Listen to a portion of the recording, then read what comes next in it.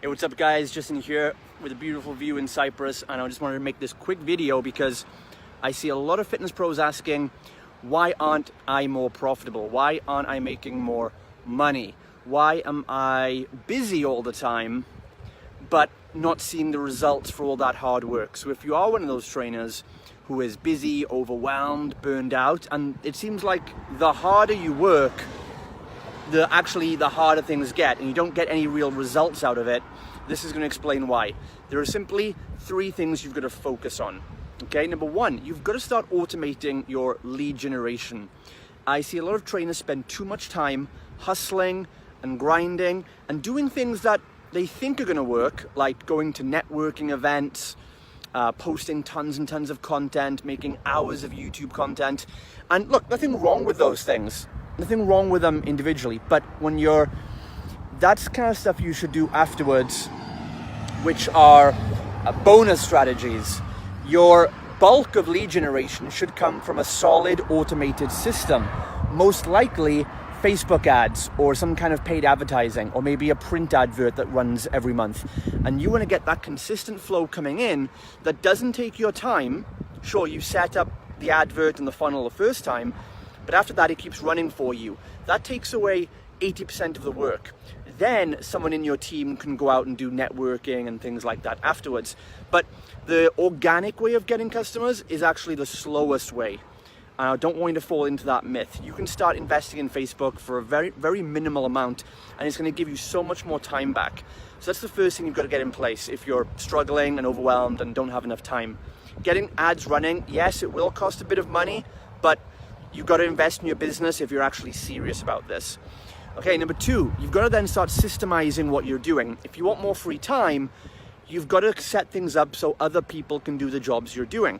Take a list of all the tasks that you do right now, probably 10, 15, 20 things a day, and start segmenting those tasks into what category they fall under. Is it lead generation tasks? Is it a sales task, like a sales call? Is it a client delivery task, like coaching a session? Is it an admin task or a financial one, like tracking finances? Or is it a team development task, like hiring someone, training someone, performance reviews, things like that? That's like the 5 main areas. Take all the tasks you're doing and put them into those boxes.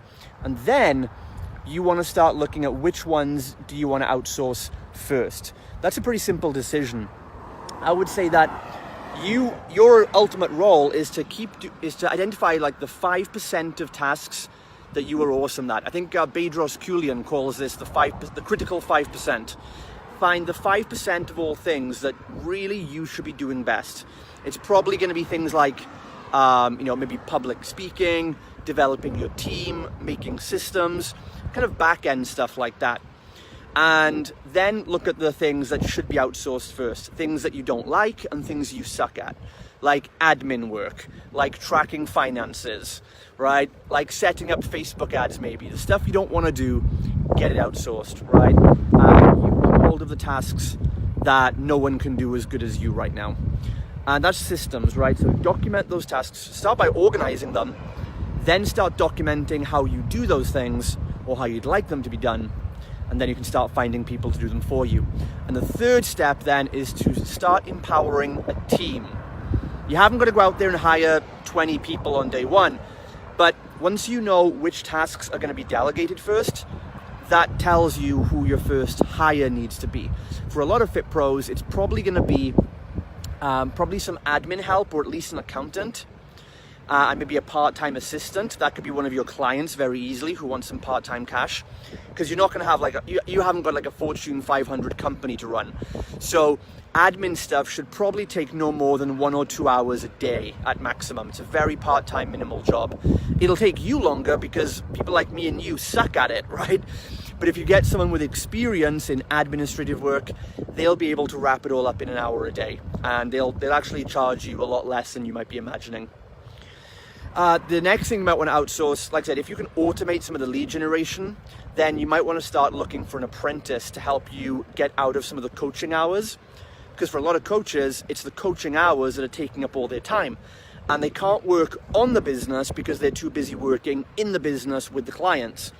So you might want to start getting an apprentice or looking at getting a new trainer in, at least to take on at least 2 or 3 hours a week. So you'll free up 2 or 3 hours a week from coaching. You should free up at least an hour or 2 hours a day of admin stuff. And if you do that, just that alone, just those 2 people helping you out, you're going to have at least 3 to 4 hours a day back in your schedule. That's going to allow you to work on the business. It'll even give you time to take more time off and recover and get your own training back in order, and just to feel happier overall with your family. So that's the 3 steps. If you want more help on that, follow me on YouTube or Facebook, or join our free community for trainers. We give tons of information and practical strategies of how you can implement all this in your business so that you're able to take more time off, enjoy seeing a bit more of the world, and have a business, a bootcamp facility or studio that runs without you, and it grows without you smoothly and sustainably, whilst you have peace of mind. This is Justin Devonshire. I'll speak to you again very soon.